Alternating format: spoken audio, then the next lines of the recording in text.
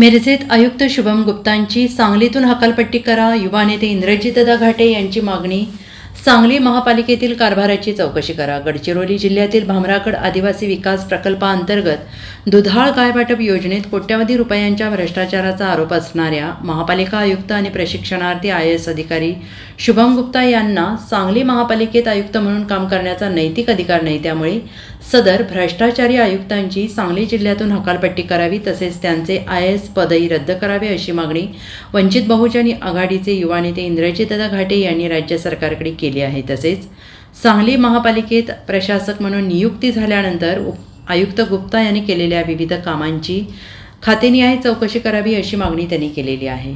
सर्वांना नमस्कार. जय महाराष्ट्र, जय भीम, जय हिंद.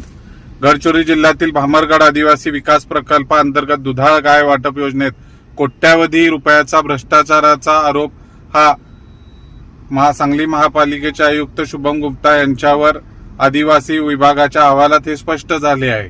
ही अतिशय खेदजनक बाब आहे. आदिवासी लोकांच्या योजनेसाठी शासनाने केलेल्या योजनेत पैसे घालणे IAS अधिकाऱ्यांना, अशा IAS अधिकाऱ्यांवर लवकरात लवकर गुप्तांवर निलंबनाची कारवाई झाली पाहिजे व त्यांच्यावर FIR गुन्हा नोंद झाला पाहिजे आहे, अशी मागणी आम्ही करत आहे. लाखो रुपयांचे पगार घेतात आणि गरीब आदिवासींच्या गाय योजनेत हे भ्रष्टाचार करतात.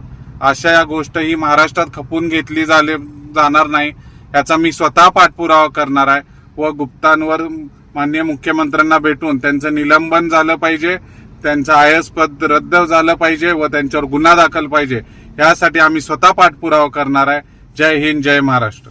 Bureau report SBN Marathi, Miraj.